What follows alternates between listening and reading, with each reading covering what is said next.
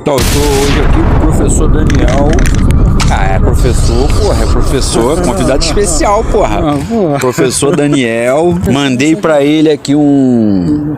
Daniel, o que você... Eu mandei pra você o documentário do History falando sobre mesmo? Era sobre aquelas teorias deles conspiratórias que tem lá. Mas aquela era focada mais em... A verdade, eles começam assim, a verdadeira história do evangelho. Aquela que ninguém conhece. Ninguém conhece. Então, o que eu fico de cara é com a desonestidade intelectual deles, porque eles chamam um monte de gente ali, um monte de doutor, os caras conhecem a parada, só que eles vão pegando vários... Os caras estudados também, os caras estudados. Sim. Só que quem produz o programa vai fazendo vários recortes ali, vai montando vários recortes até ele formar uma opinião, e ele formou uma opinião.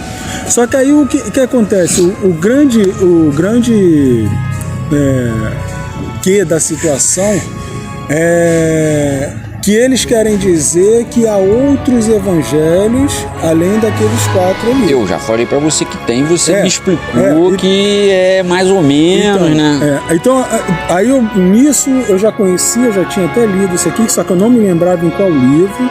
Aí eu comecei a pegar um livro, buscar, ele me apontou para outro para justamente chegar nisso daqui, chegar nessa página aqui. Isso aí é a origem. Isso aqui é um texto de Orígenes, é uma homilia que ele está fazendo a respeito do livro de Lucas, do Evangelho de Lucas. É um X-Men Origin. Não chega... o X-Men original, os primeiros, né? Uhum. Tipo isso. Então, Orígenes, ele é ali do século II, ele é do ano 100 e poucos, depois de Cristo, ou seja, Orígenes deve ser ali, Orígenes é do cristianismo primitivo, ele deve ser, ele é discípulo dos discípulos dos apóstolos, então ele está muito próximo ao acontecimento da crucificação. Mesmo 100 anos depois. Está muito próximo, ele está mais próximo do que a gente, ele está mais próximo do que o historiano. Ele está muito mais... Então, Orígenes, ele está próximo ali do acontecimento. Certo. E Orígenes aqui vai fazer uma homilia, aí ele vai dizer mais ou menos aqui o seguinte, eu anotei as partes mais importantes. Tu conseguiu fazer isso aqui? Consegui. É mesmo? Eu fui... Grifou, né? As partes mais, ao invés de ler a página toda... Tá tecnológico agora, hein? Mas tem que ser, né? Aqui, no momento presente, no tempo do Novo Testamento, muitos também tentaram escrever evangelhos, mas nem todos foram aceitos. Ou seja, então a igreja primitiva ela já tinha consciência que existiam falsos evangelhos. A igreja primitiva, que parece que quando está tendo esses programas, olha, eles escavaram e encontraram o evangelho, que ali a igreja... parece que a igreja ela usava aqueles evangelhos ali. Então a gente já vê que Orígenes ele já tem a noção que existe falsos evangelhos. E aí diz: e a fim de que saibais que se escreveram não apenas 4 evangelhos, mas vários outros, dos quais estes que temos foram escolhidos e entregues às igrejas. Então, pronto, o Orígenes está deixando que está sendo categórico de que, olha, esse que nós temos, eles foram escolhidos e foram entregues à igreja. Então esse já está com a igreja já há um tempo, ele já anda... Esses evangelhos. Os 4 evangelhos. Mas ele não estava no papiro lá dentro da caverna lá? Que o cara achou a gente está falando aqui do camarada que é antes do papiro. Antes do papiro? Não, mas não teve um negócio desse aí que eles acharam lá no buraco? Mas a gente está falando... Esses manuscritos? A gente está aqui, a gente está lidando com um camarada aqui que é antes daqueles papiros ali. Só pra antes dos 12. Porque isso antes dos 12. Não, antes dos 12. Os 12 apóstolos? Os 12 escritos lá. Não. Evangelhos, os 12 evangelhos que tá na Bíblia, não é 12 evangelhos que tá na Bíblia? Não. São 4 evangelhos na Bíblia. Mateus, Marcos, Lucas e João. São 4 evangelhos. E esses evangelhos aí, eles, se eu não me engano, o evangelho ele vai ser depois. O primeiro livro do Novo Testamento, acho que é alguma epístola de Paulo, não é um evangelho. Mas, enfim, mas primeiro, só vão ter esses 4 primeiros evangelhos. E Orígenes, ele já tem ciência desses 4 primeiros evangelhos, até porque esses evangelhos ele estava dentro da igreja primitiva. Os evangelhos estão dentro da igreja, não os outros. Não estão os outros. Fora, estão fora. Só um detalhe, isso aqui a Bíblia já estava escrita já? Já estava escrito? Já. E o que acontecia? Nesse período aqui, não era a Bíblia como a gente conhece hoje. Eles pegavam o pergaminho e o que eu queria dizer era isso aí, pergaminho. Ele pegava os pergaminhos e lia dentro da igreja. Ele não tem uma Bíblia como nós temos hoje, aquele livro grosso, com todos os livros ali montados ali. Então, peraí, de novo, o pergaminho, que eu usei a palavra errada, o pergaminho não foi achado lá no buraco lá? Foi achado pergaminhos. Foi achado. Depende até do Mar Morto. Isso, do Mar Morto, exatamente. Então, tem também do Egito, que agora eu esqueci o nome. Esqueci o nome agora. Eu achei que todos eles tinham sido descobertos, aí leram e escreveram a Bíblia, não, né? Não. Mas acho que esse pergaminho que a gente está falando aqui, que é o de Tomé, que é o Evangelho de Tomé, ele vai ganhar mais notoriedade. Nag Hammadi, que era um mosteiro. O que acontece? No mosteiro ali, nas igrejas, principalmente no mosteiro, eles tinham outros evangelhos, no qual vai dizer aqui na carta que eles estudavam esses evangelhos. Só que o que acontece? Para não chegar no futuro e esses falsos evangelhos aqui, eles saírem como verdadeiros, que é o que acontece hoje, aí o que a liderança da igreja fez? Mandou queimar todos esses falsos evangelhos. Isso antes de Constantino, a porra toda.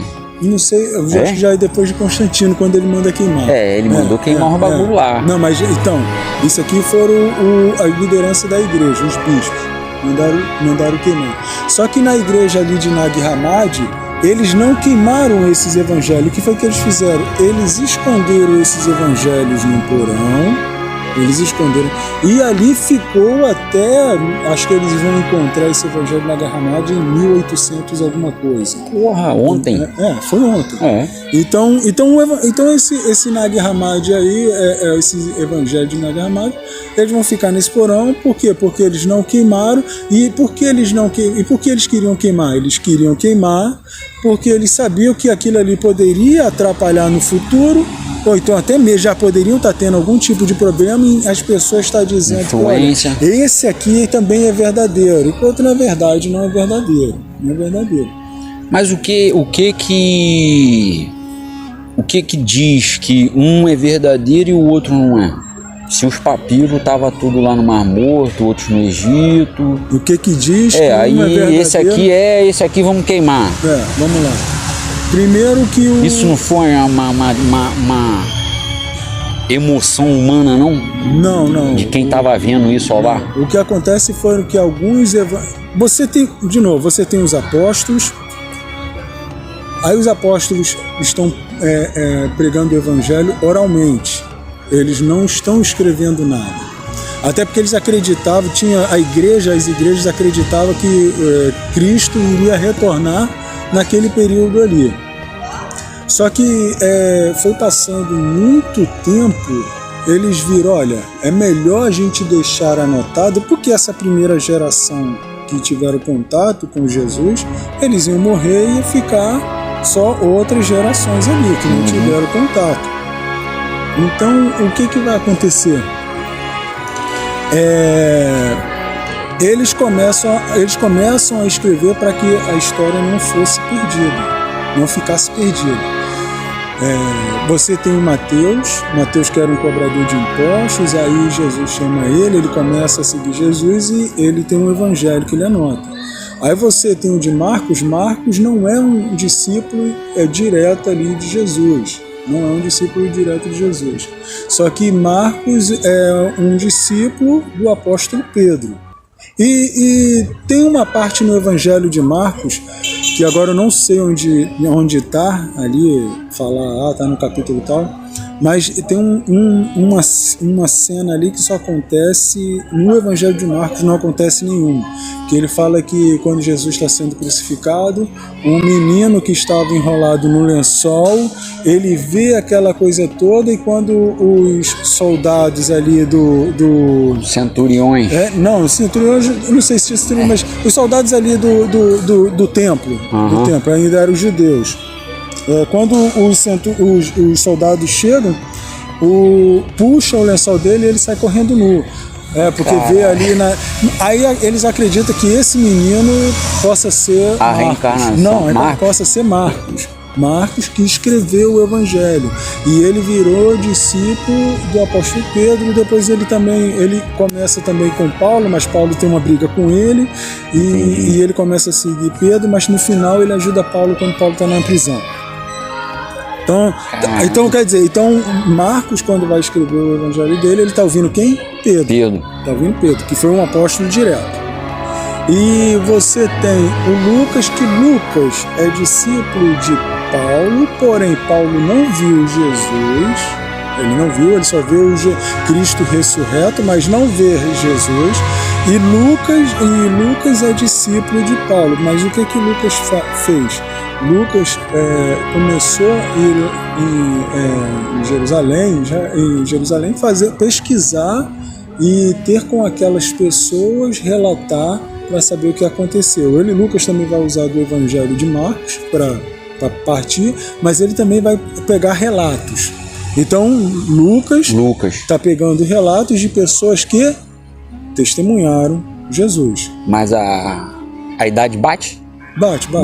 Então Lucas está pegando relatos de pessoas que testemunharam Jesus. Então a gente tem de Mateus, que foi um discípulo, de Marcos, que foi um discípulo do apóstolo, de Pedro. E pegou o relato ali do que Pedro falava. Lucas, que vai coletar informações ali onde tudo aconteceu. E agora a gente tem o Evangelho de João, que é o último evangelho, que é o que difere um pouco mais dos outros três. E Lucas e João faz o evangelho dele ali também. João também é um apóstolo direto, testemunho de Jesus. Pronto. Então agora a gente tem quatro pessoas que escreveram documentos que são documentos confiáveis. São documentos confiáveis. 4 pessoas que escreveram documentos, e esses documentos são confiáveis ali. Só que por que os outros agora não são confiáveis? Porque os outros foi feito escrito muito tempo depois escreveram eles, e muitos deles foram escritos por pessoas que nem eram do cristianismo, eram gnósticos, só que o gnosticismo, ele vai fazendo uma mistura de todas as religiões, de todas as filosofias, e numa dessas misturas também eles também pegam o cristianismo para poder... O que é o gnóstico? O gnóstico era uma seita que tinha. Uma seita? Era uma Mas seita. Era uma seita ruim?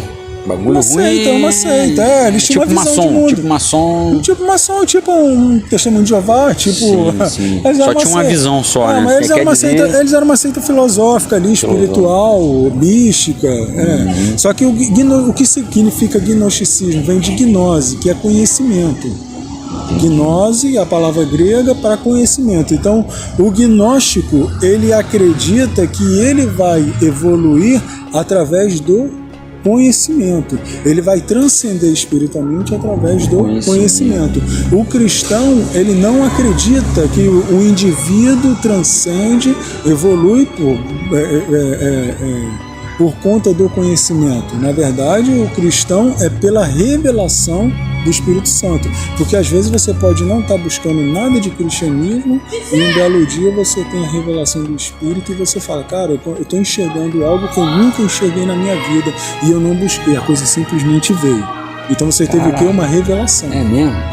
Então é diferente do gnóstico, que o gnóstico é conhecimento. O cristão é revelação, é a revelação do Espírito Santo. O Espírito Santo toca nele e ele começa a ver, cara, Isso aqui parece uma loucura, mas eu não sei o que tem que... Eu acredito nisso. Então já tocaram na gente já o Espírito Santo. Não, mas isso aqui o mundo é uma doideira do caralho. Não. O cristianismo parece ser uma loucura, mas eu acredito nele. Eu entrego a minha vida por ele. Pode ser a coisa... Porque, cara, o que explica um espírito te tocar e você acreditar que um homem morreu na cruz e tirou todos os teus pecados? Porque, cara, isso é muito louco. 3/8 diz que renuncia, né? Isso. Renuncia a porra toda pra passar a palavra. Porque ele acredita nessa verdade, e é uma verdade totalmente louca, só que ele põe a vida dele ali, ele usa aquilo ali como um princípio para a vida dele. E não só uma vida aqui terrena, porque a gente acredita numa vida também depois dessa fase terrena aqui. Não, ele diz também que tem que falar, né? Você tem que tem que até porque divulgar, né? Até porque você o espírito, ele se revela também por ouvir. Então, a partir do momento que eu estou falando a palavra de Deus para você, o espírito pode te tocar nesse momento. Na verdade, eu estou aqui, posso estar sendo conduzido pelo espírito para poder falar a palavra de Deus aqui para você. Entendi. E você vai mastigando todas essas ideias até que uma hora você fala assim: caramba, cara, eu quero deixar tudo que eu acreditava, que eu depositava, eu quero deixar tudo de lado porque eu creio nessa verdade aqui. É como tem uma parábola de Jesus de um homem que encontra uma pedra preciosa e ele vende tudo que ele tem só por conta do valor dessa pedra preciosa. E essa pedra preciosa é o Cristo. É o Cristo. Simbólico. Não, ali é uma parábola. Parábola. Ali é parábola, só que o Cristo não. O Cristo é... Agora aqui... Voltando à história do History. Voltando aqui para a homilia de origens. Homilia de origens. Aí ele vai dizer aqui: esta palavra tentaram, tem uma acusação latente.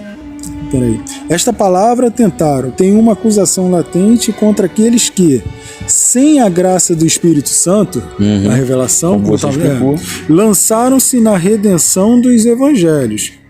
Mateus, Marcos, João e Lucas, com efeito, não tentaram escrever. Ou seja, ele já tem a concepção que aqueles outros evangelhos tentaram escrever. Esse de Mateus, Marcos e Lucas não tentaram.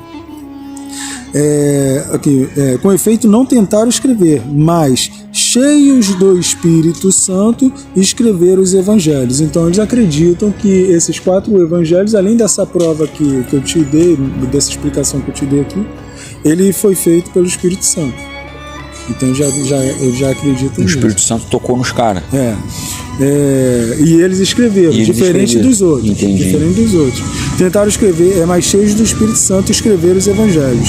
Muitos, pois, tentaram compor uma narrativa destes acontecimentos que nos são perfeitamente conhecidos. Ou seja, a igreja conhecia os outros evangelhos, que não foram feitos pelo Espírito Santo.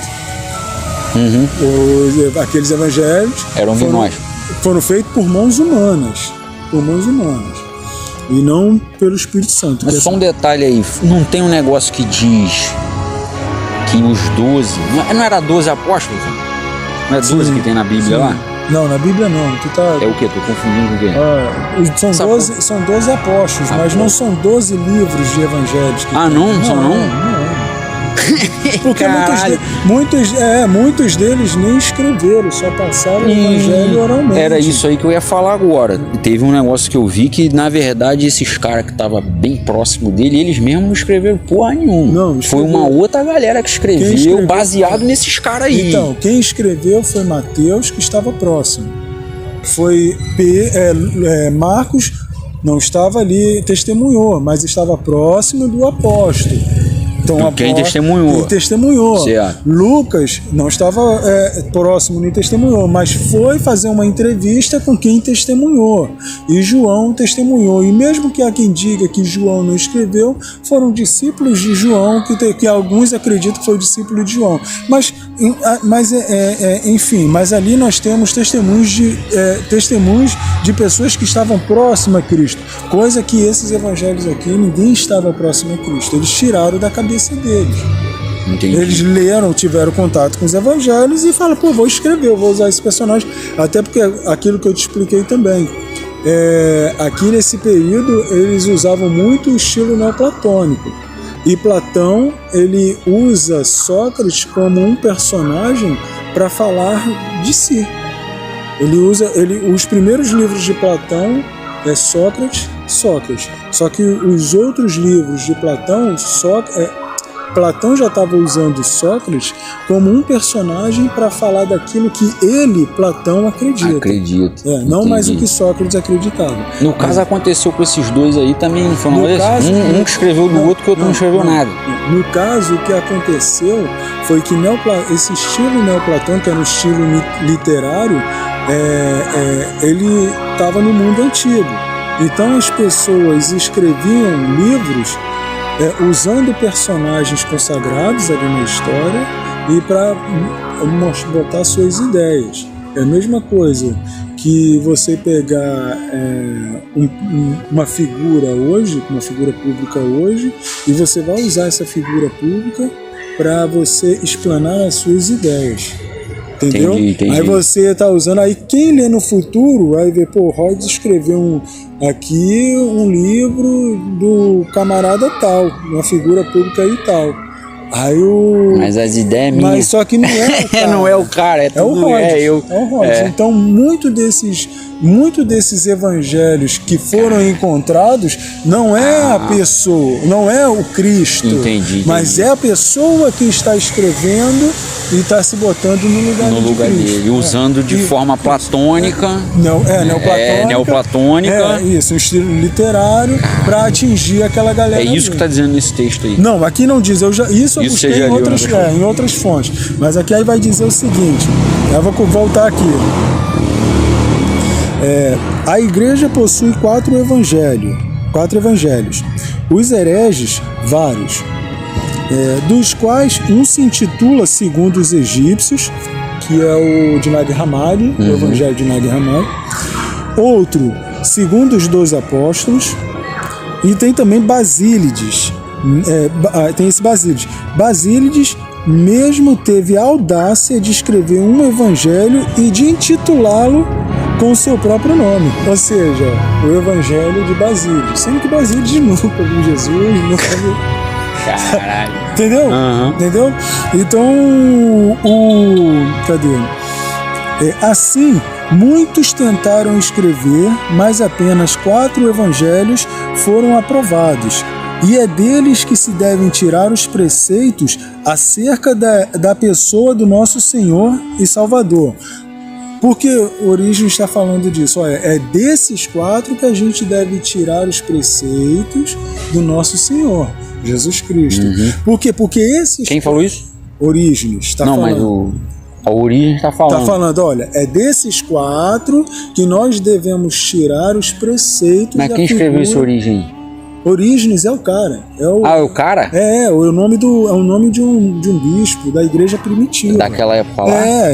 Isso aqui é uma carta. Isso que eu tô lendo. É uma aqui. Carta dele. Isso que eu tô lendo aqui é uma carta, um documento. É um documento então ele... de 1900 anos atrás. Caralho. Peraí, então foi esse maluco aí que legitimou os 4... Não, esse maluco aqui tá dizendo que os outros são falsos. Ele não legitimou. Então ele legitimou, a igreja já tinha legitimado. A igreja já tinha legitimado. Então ele tá comentando aqui na carta dele que os outros é caô. Os outros são falsos, que ele tá querendo dizer isso. Os outros são falsos. A igreja... e olha aqui, de novo, ele tá muito próximo ao acontecimento de Cristo. Sim.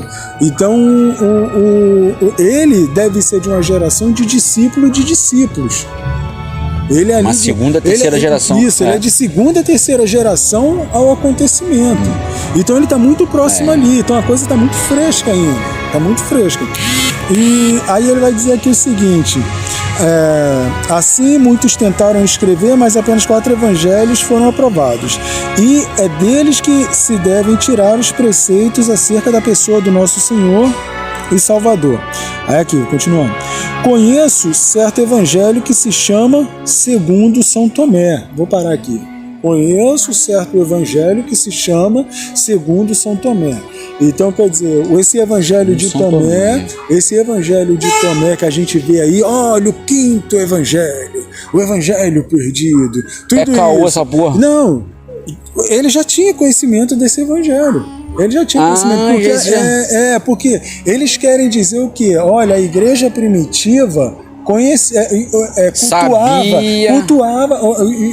estudava, adorava esse evangelho aqui. Só que esconderam de vocês. Aí eles criam uma teoria que Constantino proibiu os outros evangelhos. Roma proibiu os outros evangelhos. Mas o que ele está dizendo aqui, isso é antes de Constantino, na verdade o cristão aqui era perseguido, morto, era jogado aos leões, era empalado e virava tocha a madrugada toda em Roma. E esse cara está escrevendo no meio dessa situação. Então, que os olhos desse maluco não viu em mim. Então ele tem conhecimento de Tomé, que hoje em dia as pessoas falam, assim como muitos falam, não, porque a igreja, ela proibiu, Roma proibiu o 5º evangelho de Tomé. Mas eu acredito nessa porra, hein, velho. Calma, você acredita? Eu acredito que ali é um estado, né? A formação do mega estado. Mas peraí. Então agora vamos falar desse evangelho de Tomé. Aqui, conheço certo evangelho que se chama segundo São Tomé. Esse evangelho aqui é antes de Roma. O cristianismo era caçado, era empalado e virava comida de leão. Conheço certo evangelho que se chama segundo São Tomé. E outro segundo São Matias. E muitos outros lemos a fim de não parecermos ignorantes por causa daqueles que se julgam saber algo. Então quer dizer, então o que ele está dizendo aqui? Que ele lia esse evangelho de São Tomé e esse evangelho de São Matias e muitos outros lemos, a fim de não parecermos ignorantes por causa daqueles que julgam saber algo. Quer dizer, esse evangelho aí de São Tomé, que eles estão dizendo que é verdadeiro, isso nessa época, porque eles falam a mesma coisa hoje. Nós já lemos. Até a gente lê pra gente não parecer ignorante. Mas é verdadeiro ou não, pô? Não é? Ele sabia, existia, mas não era. Ele leu aqui, ó. Ele tá falando aqui. Aquele que se chama. Cadê? Conheço certo evangelho que se chama segundo São Tomé e outro segundo São Matias. E muitos outros lemos. Muitos outros evangelhos eles leram, além dos 4. A fim de não parecermos ignorantes por causa daqueles que se julgam saber algo. O historiano do passado, né? Peraí, corta, tem que dar um pause aqui que chegou. Então, Doutor Romulo. E fez igual aquele que chegou no. Aquele inteligência lá. O maluco chegou na hora lá, o pau começou a quebrar. Cara de bonito. Qual o nome daquele cara, rapaz? Não tô enxergando nada. Não, e detalhe, eu tenho que fazer na mesma situação. E eu tenho que fazer outro, que esse aqui era o meu grau passado. Aí eu fiz. Mesmo assim, não tá com defasagem. Mas Pirula não, o outro cara que arrumou confusão. A gente é Lula, né? Tu gosta do Lula, né? Inácio. Então, a gente tá aqui lendo aquela carta que eu mandei pra você, mas acho que vocês nenhum de vocês leram. Vou te falar, não tive tempo pra muita coisa. Não faz porra nenhuma não, rapaz. Mas aí o Rod também não leu. Quer um cigarro? Eu tô lendo essa carta. Eu tô lendo essa carta aqui. Do Orígenes. Origem do Lula. Oi? Origem do Lula? Não, Orígenes. Não, eu mandei pra ele o vídeo que ele pai da igreja, estudou isso aí. Um pai da igreja. Porque muita gente fala do Evangelho de São Tomé, que era isso. O Evangelho de São Tomé é aquilo outro. Então eu tô lendo aqui pra ele uma carta de Orígenes, que Orígenes ele é o quê? De uma segunda ou terceira geração do acontecimento Jesus Cristo. Então, Orígenes ele está muito próximo do É o acontecimento. quê? 50 anos depois? Não, 120, 160 anos depois. Tá. Então ele está muito Você já tinha me próximo. falado sobre isso já. Então, eu encontrei Que são a página. segundos, segundo são pós, discípulos dos apóstolos. Isso aí. No caso, ele deve ser discípulo dos apóstolos. Ou discípulo dos apóstolos. Mas ele está nessa segunda e terceira geração. Ele tá nessa. Eu vou ler a carta toda, só essa parte aqui toda para ele contextualizar. Então, Fala pra ele. isso aqui homilia de Lucas. Então, na verdade, isso aqui é uma homilia, o que ele pregava na igreja primitiva. Ele é um padre, um pastor, como diz, que ele referia. Ele pregava na igreja primitiva, e isso aqui é uma homilia. É uma homilia. Homilia são as pregações. E ele está se baseando aqui, fazendo essa homilia dele no Evangelho de Lucas. E só, não sei se tu tem esse conhecimento, eu expliquei aqui, mas a gente sabe que tem 4 evangelhos. Os 4 estão na Bíblia, mas na verdade são mais. Então, é isso que a gente vai falar. O debate é esse. O debate é esse. Mateus, Marcos, Lucas e João. Mas vamos lá. Mateus, cobrador de impostos, discípulo direto de Jesus. Isso foi falado no Rio, não foi? Alguma coisa. Eu lembro dessa Discípulo parte. direto de Jesus. Ou seja, ele testemunhou o fenômeno de Jesus Cristo. Marcos não é um discípulo direto de Jesus Cristo, porém, eu já falei também aqui para ele, no Evangelho de Marcos você encontra uma cena do seguinte, você só encontra esse relato nesse Evangelho. E o menino, na hora que Jesus é crucificado, que os soldados do templo vêm pegar Jesus para poder fazer o julgamento. E um menino saía para ver toda aquela situação. Não lembro agora como é o texto, eu estou narrando. E o menino saía, ele estava envolvido no lençol, e os soldados do templo pegam ele, só que puxa o lençol e ele sai correndo nu. Então você só encontra esse fato, esse relato no Evangelho de Marcos. E o que é que eles acham? Eles acham que esse menino é o Marcos, e o Marcos é filho da discípula que cedeu aquela casa ali para Jesus fazer a última ceia. Então, Marcos virou discípulo de Pedro. Então o Evangelho de Marcos é um relato que ele via Pedro falando. Pedro teve contato direto com o fenômeno de Jesus Cristo. Agora, só uma dúvida, Pedro ele nunca foi um pescador. Foi. Tem relatos que ele era zelote. Não é Pedro não. É outro Simão. É o Simão Zelote. Porque porque Pedro. Você sabe que os zelotes, você sabe melhor que os zelotes eram soldados deles, mas como essa confusão essa submissão a Roma extinguiu. Essa confusão que está fazendo é que o nome de Pedro não é Pedro, o nome de Pedro é Simão. Então você tem Simão Pedro e Simão Zelote. Tá. Esse Simão que é o. Mas o Zelote que ele está explicando é o quê? É os soldados. Era soldado de Deus? Ele não era soldado. Os soldados de Israel. Os soldados eram guerrilheiros. Os zelotes eram guerrilheiros. Na verdade, ele fazia parte do exército de Israel. Não fazia. Mas quando houve a submissão a Roma, eles tiveram que extinguir o exército. Ele já não. Porque você vai ter 4 classes poderosas ali em Israel, que são os fariseus, saduceus. Esses são os poderosos, fariseus e saduceus, e você vai ter outra classe de zelotes e essênios. Os essênios foram para as montanhas, onde a gente tem conseguiu os pergaminhos do Mar Morto, que eram dos essênios. Então os essênios eles saíram porque eles não concordavam com aquela dominação de Roma. Os zelotes também não concordavam e se tornaram guerrilheiros. Então eles matavam. Barrabás era zelote. Era um zelote. Então, Barrabás era zelote. Então eles matavam grandes nomes romanos que iam lá, aqueles generais, aqueles grandes nomes, eles só com aquela faquinha deles lá. Então eles matavam. E você tem os fariseus e os saduceus. Se não me engano, é aquela faca assim, né? Que tem até. Tem um nome, ela tem um nome. É um símbolo de Israel, um símbolo hebreu. É uma faca que tem algum desenho essa faca. Porque a gente vê aquela faca assim, eu acho que o gume é aqui, o gume é aqui, é o contrário. O gume é o contrário. É nas costas dela. É nas costas dela, que seria costa, né? Porque ela é frente. Sim, continua, perdão. Então, então você tem os fariseus e os saduceus. Fariseus e saduceus, eles abriram as pernas para Roma. Só que há uma diferença em fariseus e saduceus. saduceus só acreditam nos 5 primeiros livros do Antigo Testamento, que é chamado de Pentateuco, que são os livros de Moisés. Os fariseus não, já acreditam nos livros dos profetas, nos livros poéticos, que são as poesias que tem, que nós também acreditamos. E esse também está no nosso cânon bíblico. Então você tem essas 4 classes e essas 2 que estão envolvidas ali. Pronto, agora vamos para o terceiro evangelho, que é o de Lucas. O Lucas também não presenciou o fenômeno de Jesus Cristo. E era discípulo de Paulo, que também não presenciou o fenômeno de Jesus Cristo, mas Paulo viu Jesus Cristo ressurreto. E ele era um caçador de cristão, só que ele acaba se convertendo quando ele vê Jesus Cristo. Ele ressurreto? Quando ele reencarnou? Quando ressuscitou.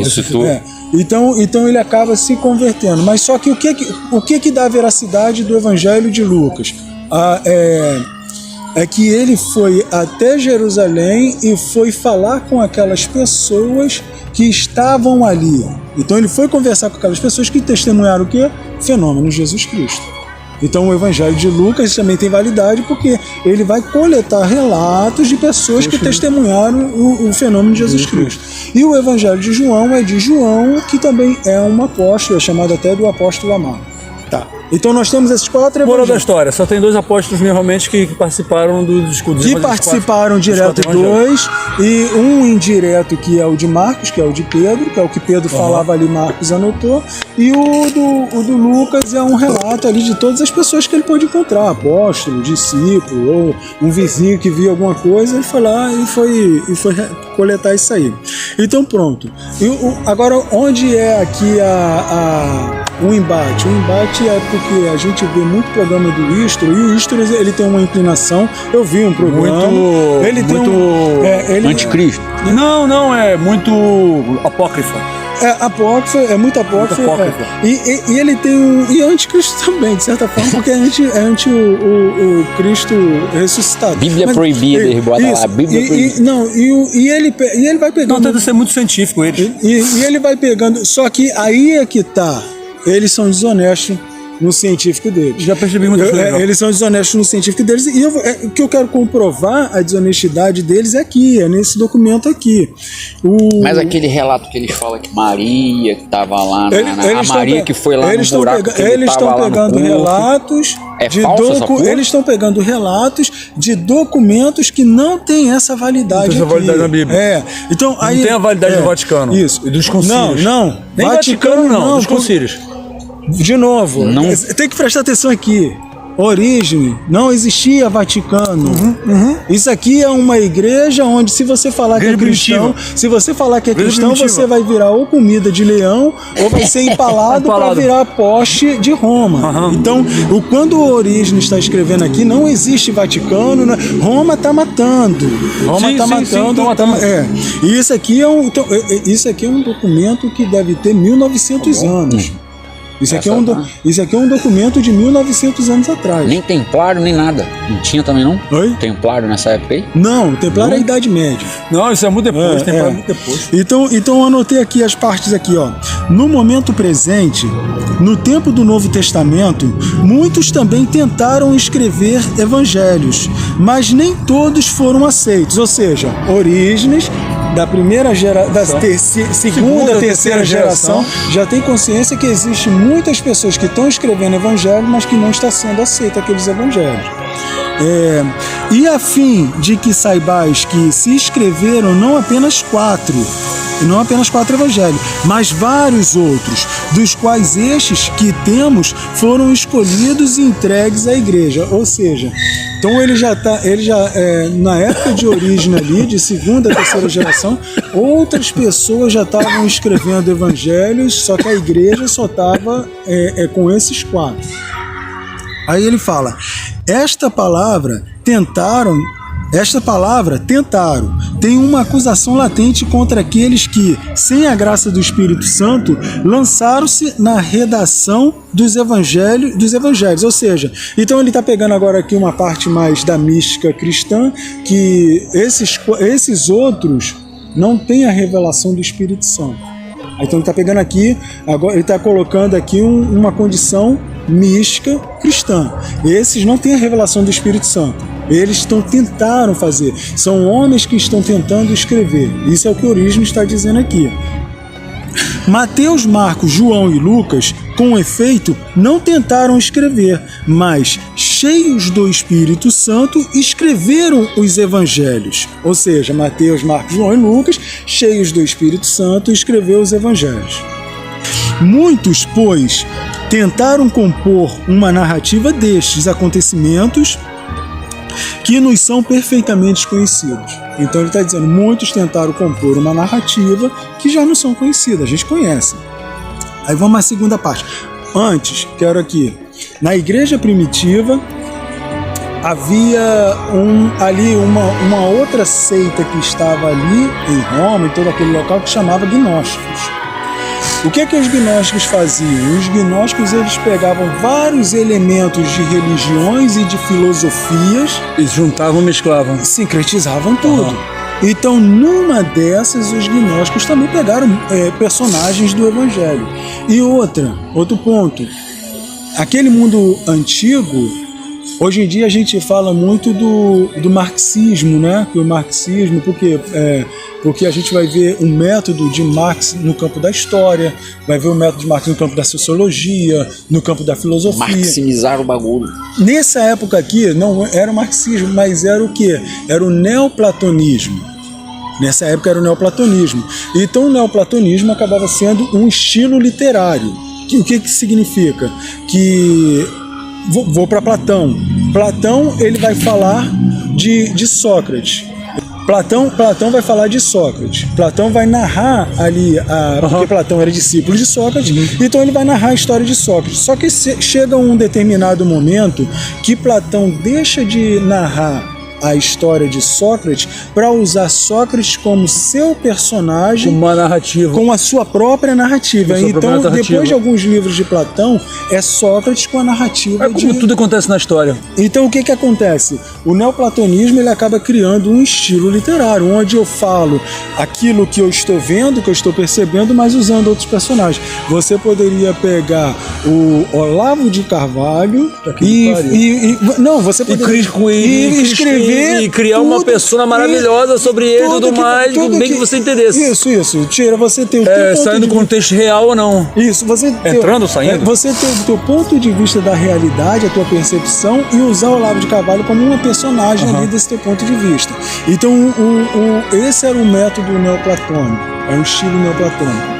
E muitos dos evangelhos que nós temos, que esses que não são aceitos, estão dentro desse método, que são gnósticos. E os gnósticos também eram neoplatônicos. Todos os intelectuais ali, porque você tinha a escola ali de Alexandria, que Alexandria era na África, ali no Egito. Alexandria era no Egito e era a escola... Alexandria era no Egito? Era no Egito. E era uma escola de filosofia. Entre o Egito e o Oriente Médio.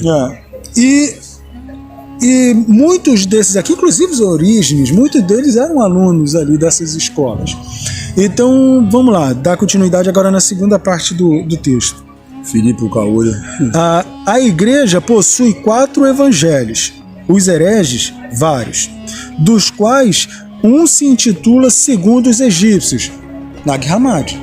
Nag Hammadi encontraram o evangelho segundo os egípcios lá de Nag Hammadi. Que Nag Hammadi é onde eles encontraram mais evangelhos, de Tomé, de Maria Madalena, um monte deles ali. Então, Nag Hammadi eu acho que não tenho ao certo, mas acho que é 1800, é por aí. Eles encontraram. Então vamos aí contextualizar Nag Hammadi. Nag Hammadi era o quê? Era um mosteiro. E o que aconteceu? Os bispos da época, ali, deve ser agora aqui 400, 500, não sei, mas por aí, por esse período. Os bispos da época, eles viram o seguinte, estava tendo muita confusão. Esses evangelhos, esse texto aqui é antes disso, tá? Esses evangelhos que não eram os 4, estavam falando, olha, esse evangelho aqui é verdadeiro. Então a igreja antiga já estava passando por esse problema de falar que esse evangelho era verdadeiro. Então qual foi a ordem ali dos bispos? Que eliminasse todos os que não são evangélicos, para justamente acabar com o problema de acharem que aqueles evangelhos fossem verdadeiros. Então, tanto que os portugueses foram lá na Índia e queimaram a porra toda de Tomé, né? Não, tem coisa lá, inclusive a igreja católica. Eu sei. Mas queimaram os portugueses queimaram coisa pra caralho. Deve ter feito. Foram lá e queimaram coisa pra caralho. E o evangelho de Tomé. Mataram Tomé lá, mano. Mataram Tomé. Acho que ficou flechado uma porra dessa, né? Isso. Prenderam ele flechado. Não, é porque o cara converteu a mulher do sheik lá dos parangolés. Do árabe. Árabe. Não hindu. É sheik? Hindu. Sheik não, perdão. O sheik foi a besteira, hindu.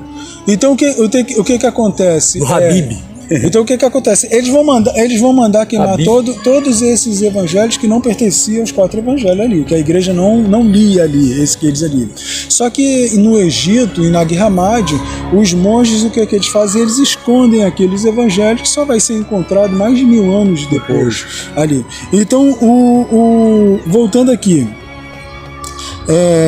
vários dos quais, um se intitula segundo os egípcios, que é o de Nag Hammadi, outro segundo os 12 apóstolos. Basílides mesmo teve a audácia de escrever um evangelho e de intitulá-lo como seu próprio nome, ou seja, esse Basílides ele foi tão audacioso que ele falou Evangelho de Basílides, sendo que Basílides não presenciou o fenômeno de Jesus Cristo. Tá percebendo então o que é que eles estão eliminando aqui? Eles estão fazendo isso. Assim, muitos tentaram escrever, mas apenas 4 evangelhos foram aprovados. A igreja primitiva está falando isso, não é a igreja hoje, nem a igreja de Roma, a igreja primitiva. Conheço certo evangelho que se chama São Tomé, segundo São Tomé. Ou seja, ele conhecia o evangelho de São Tomé. A igreja não aceitava esse evangelho. Origens ali de 2ª, 3ª geração conhecia o evangelho de São Tomé. E outros segundo São Matias. E muitos outros lemos a fim de não parecermos ignorantes por causa daqueles. Muitos outros lemos a fim de não parecermos ignorantes por causa daqueles que se julgam saber algo. Caso tenham conhecido estes, mas em tudo isso, não aprovamos nada diferente do que aprova a igreja, ou seja, que sejam admitidos apenas 4 evangelhos. O que ele está dizendo aqui? Que a igreja primitiva, e ele vai entrar ali na igreja e já tinha esses 4 evangelhos, a igreja primitiva só tinha esses 4 evangelhos, não tinha outros evangelhos, ela só aceitava esses 4. Então, muitos tentaram compor uma narrativa acerca destes eventos que se consolidaram entre nós.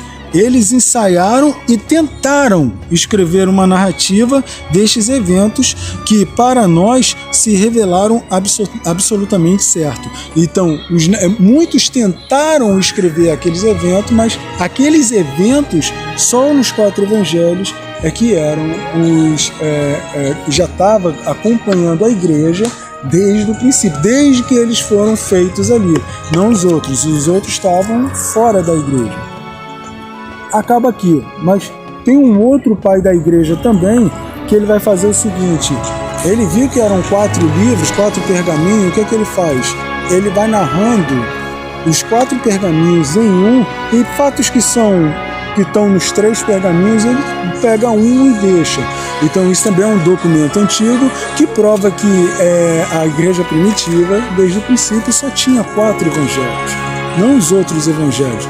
Então o que eu falo da desonestidade do historiano, que quando você vê a chamada foi encontrado um evangelho secreto de Jesus. Não, mas isso aí é pra poder chamar. Vem. E não falam nada. E outra coisa, e parece que foi encontrado ontem. Só que, na verdade, esse evangelho foi encontrado há 300, 400, 500 anos. 40, 50?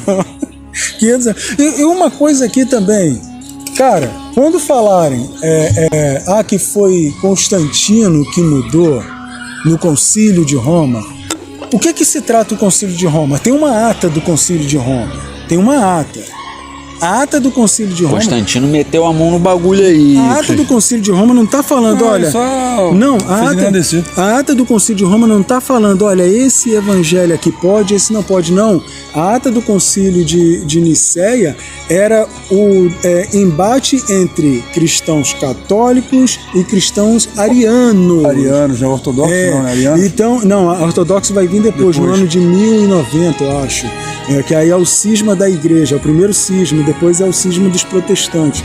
Mas então a ata ali do Concílio de Nicéia não é Constantino escolhendo o livro.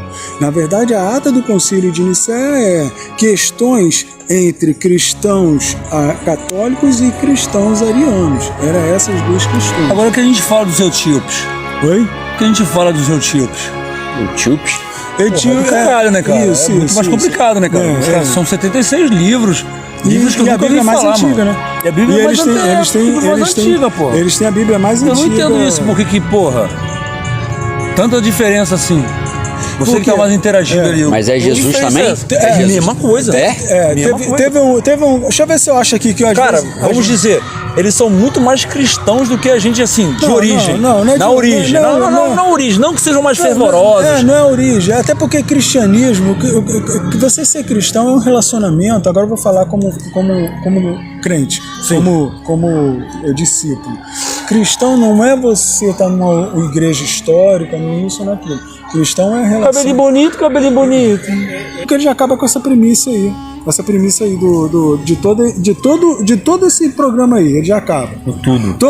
Esse documento que eu mostrei, ele já quebra tudo isso. Por quê? Porque ele está montando uma teoria de documentos que não tem validade. Então qualquer teoria formada em documentos que não tem validade, essa teoria também não vai ter validade. É igual a Dilma, que assinou os documentos presidenta, mas presidenta não existe no vocabulário. Então, existir é uma coisa relativa. Então o documento é inválido. É uma coisa relativa, que hoje já existe já existe já. Não, mas a nova ortografia já existe. Não foi aprovada a nova já existe deputada, já existe senadora, já existe governadora, prefeita e presidenta. O documento já tem já, pô. Mas vamos supor que não tenha. O documento seria inválido se ele fosse anulado com algum erro ali na verdade, constitucional. Na ortografia. Não. Constitucional. Não existe erro ortográfico pra lei, porque isso aí vai ser corrigido na hora lá pra pessoa que vai criar a lei. Então... É tipo, por exemplo, você é um cara, você é um escritor. Você é um puta escritor, você escreve história maravilhosamente, mas você não tem o conhecimento da linguística apurada para o que você está fazendo. O que você faz? Você não. Todos revisor. Eles mandam pra porra do revisor ortográfico. O cara que é. O cara sabe. O cara não sabe escrever, mas sabe. Não, o cara não sabe nada de criar uma história, meu. Mas ele sabe pra caralho da linguística que tu não sabe. Tu manda pra ele falar e corrigir tudo. E às vezes até um cara. A mesma coisa na lei. Às vezes até um cara que sabe linguística e ele faz um livro a respeito de linguística, ele vai mandar também pro revisor. Porque todo mundo manda que pode passar alguma coisa batido.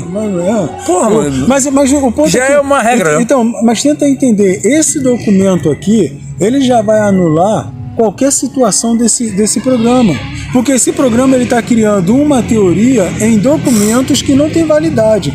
Se eu crio uma teoria em documentos que não tem validade... Mas que programa é esse?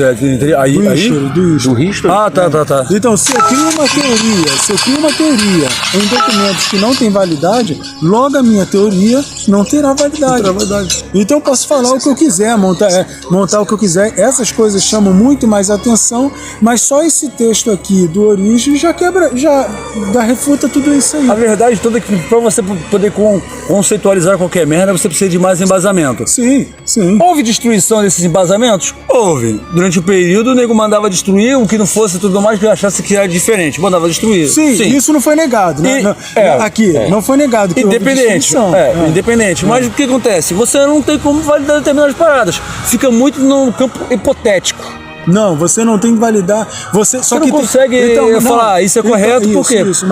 Mas o que a gente pode falar de correto é que cristãos primitivos já tinham ideia que aqueles determinados documentos já eram verdadeiros e outros determinados eram falsos. Isso é verdade. Esse é o ponto que eu quero chegar. Isso é verdade. E esses cristãos aqui, que é de segunda, terceira geração, sendo que os documentos vão ser criados Entre Agora a me diga primeira tu, e a segunda geração. essa Maria Madalena que acompanhava Jesus Cristo não era a mesma prostituta que estava ali. Nunca foi relatado, nunca foi dito. Isso. E por que determinados setores da Igreja Católica de outras igrejas continuam afirmando que a Maria Madalena que estava com Cristo, acompanhava ele, era puta? Não era a Maria Madalena que ele salvou do apedrejamento. Não era mesmo. Vamos lá. Aí é muito de consenso de alguns. Tu já sabes que essa Maria Madalena, na verdade, essa Maria Madalena era uma viúva de um dono de barcos pesqueiros. Ela era rica. A mulher era rica, Maria Madalena. Mas então, tem muita coisa que eu vejo também. Que eu tô nos canais de Facebook lendo, eu gosto de ver as provocações. Vai ver quem ver os dois lados. Eu gosto de ver o que eles estão pensando. Só que eu vejo que que a galera que não é crente e eles colocam ali, olha, mas isso, por quê? Muitas das provocações que eles estão colocando ali são coisas que tá mais na cabeça deles do que na cabeça da galera cristã, como esse caso de Maria Madalena, por exemplo. Quem questiona mais isso hoje que eu vejo é mais a galera ateia, ou que não é cristã. Vamos falar a verdade, o ateu mesmo, ele nem se preocupa nesse tipo de essa discussão de religião. Pra eles é tipo, cara, eu vou discutir uma coisa que eu não creio. Isso. Tô aqui, podcast debate com o Dr. Rômulo e professor Daniel. Caraca, que maneiro. Ó, vou pegar essas de cada um desses títulozinhos. É mesmo? Perfeito, então. Isso. Então eu vou perguntar cada um deles aqui, ó. Vamos já começar por esse daqui. Então, vou começar por esse. Irmãos de Jesus apagados pela igreja. O que você tem a dizer? O que você acha? Não foram apagados. Não foram apagados? É isso que eu falei da desonestidade. Irmãos de Jesus não foram apagados pela igreja. Inclusive, nós temos duas epístolas, duas cartas dos irmãos de Jesus, que é a carta de Tiago e a carta de Judas. Pô, dos irmãos? Isso, dos irmãos. Pô, mas eu falei pra tu que ele tinha irmão. Tiago, caralho, isso, falou que não. Não, eu falei que tinha irmão. O que acontece é que a igreja católica, a gente protestante, que é a minha linha, a gente sabe que ele tem irmãos. O que eu falei é que os católicos acreditam que eles têm irmãos por parte de pai, que ele tem irmãos por parte de pai. O protestante, isso é indiferente.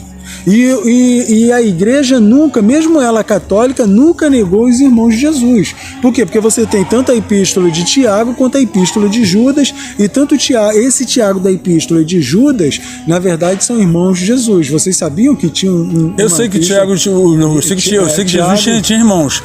Inclusive, acho que dois irmãos eram discípulos dele. Se tornaram discípulos dele. Porque no final das contas, o nego fala, não, como é que ele tem irmãos se ele é filho de Deus? Quem é a mãe? Peraí, o Judas. Quem é a mãe? Judas era irmão? Tem irmãos de segundo. Tiago e Judas? Então são meio irmãos. É mesmo? Mas não é o Judas. São meio irmãos. Judas que foi não, era outro. Iscariote, não. Esse lance que tu falou são meio irmãos. Pro católico, esse que é o ponto que eu tinha falado. Pro católico, são meio irmãos. Pros protestantes, tanto faz. Os protestantes tanto faz. Porque na verdade quem gera é a mãe, né? É a mulher. Porque aí é o lance do seguinte: os protestantes não acreditam que na virgindade de Maria, que Maria se permaneceu virgem. Não que Jesus tenha nascido da virgem, mas que Maria permaneceu virgem. Os protestantes não acreditam nisso. Já os católicos acreditam que ela permaneceu virgem. A Virgem Maria. Por isso até que chamam de Virgem Maria. Eles acreditam que Maria permaneceu virgem. Por isso que ninguém nega os irmãos de Jesus. Agora o consenso é irmãos por parte de pai, como a católica vê, ou irmãos independentes, se é por parte de pai ou por parte de mãe, como os protestantes veem. Então, isso aí é uma coisa também que o camarada aqui criou um título sobre isso e todo mundo sabe. Agora como é que explica essa adoração católica permanecendo com o nome de Deus e Jesus? Se nós sabemos que é Ial e Yalcha. Cara, esse lance do nome esse lance do nome eu acho meio de querer pegar os nomes. Não tô querendo criar uma matemática, não. Mas como é que isso não se ouve uma discussão ainda sobre essa questão ainda. Não, porque existe um outro nome? Não, porque na verdade esse é um nome que se dá para a igreja que é europeia. Jesus é europeia. Não, na verdade o termo ele começa um termo latino, que é romano. Então é um termo latino. Então, peraí, vocês estão falando aqui do porque tema. Aí é o Cristo. Quem é o verdadeiro Jesus? Não é isso não. Esse é o tema. Não, nome. É. O nome que se usava pra época. O nome da época. O nome do verdadeiro Jesus, sim. Não, o nome da época não, porque as coisas vão mudando, cara, que nem os nossos nomes. Mas peraí, o Daniel continua idêntico, né, cara? Não houve muita mudança ainda pelo mundo, Daniel. Daniel. Mas se você vê o meu nome em hebraico... Já é outra parada, malandro. Pronto, já é outra o lance do nome é isso. O lance do nome eu entendo. É isso. Eu consigo entender essa questão, que o lance do nome é isso. Eu consigo entender. Eu já não crio uma... Não... Isso é um absurdo, porque eu fico ainda naquela... Porque a difundição. Se todos os nomes hoje já são difundidos. Os muçulmanos chamam Jesus de Issa. Nós latinos chamamos de Jesus. Já é uma orientação europeia. Os hebreus vão chamar o nome de Yeshua. Então, Yeshua. Mas nesse. Então, na verdade, é por conta da língua. Aquele Guilherme, cara, em alemão é William. William, que a gente chama William. Sei. William, é Guilherme. Tiago é James. mesmo?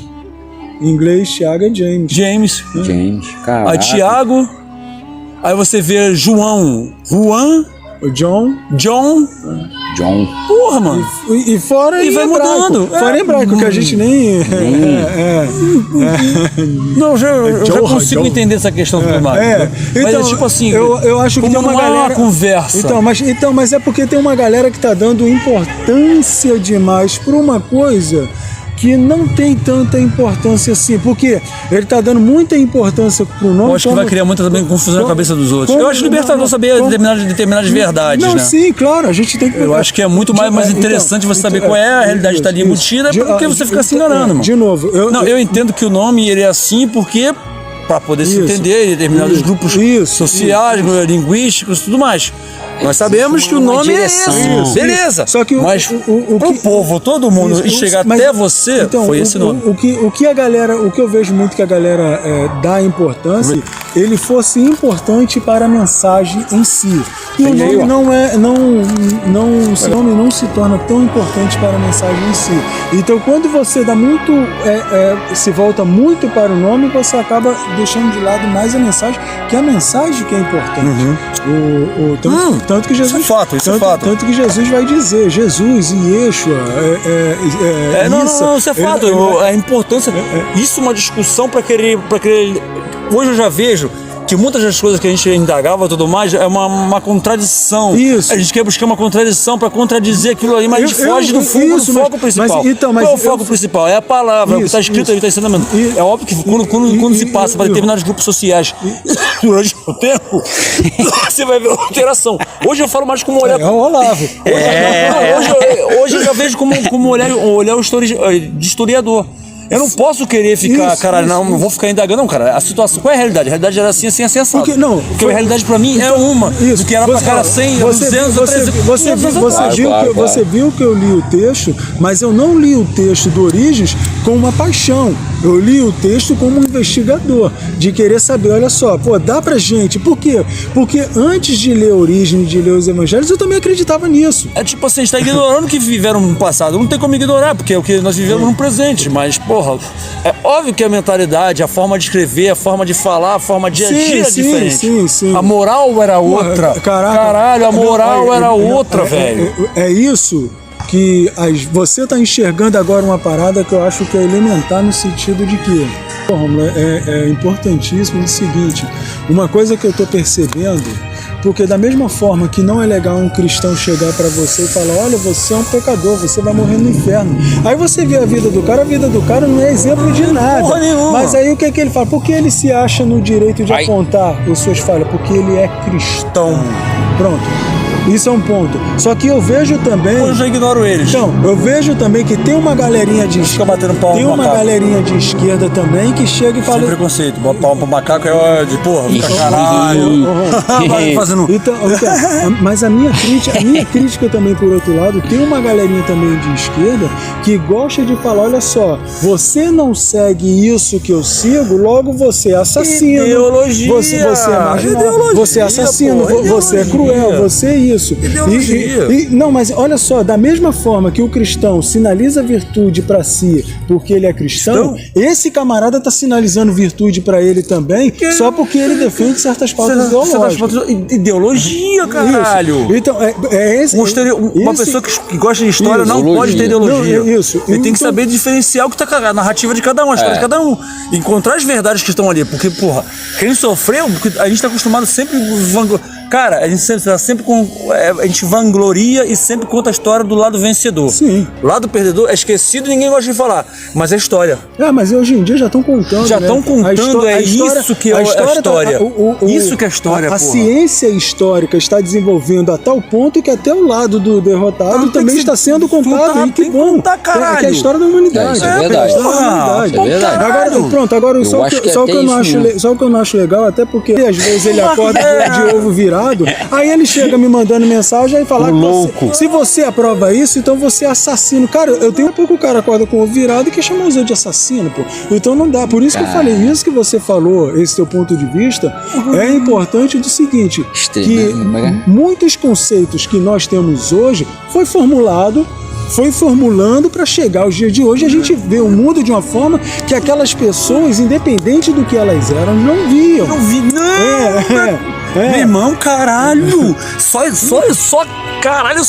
que, cara. Só que você sabe quanto tempo a humanidade demoraria pra chegar a esse ponto, caralho? Isso. Véi, nós estamos vivendo isso, cara.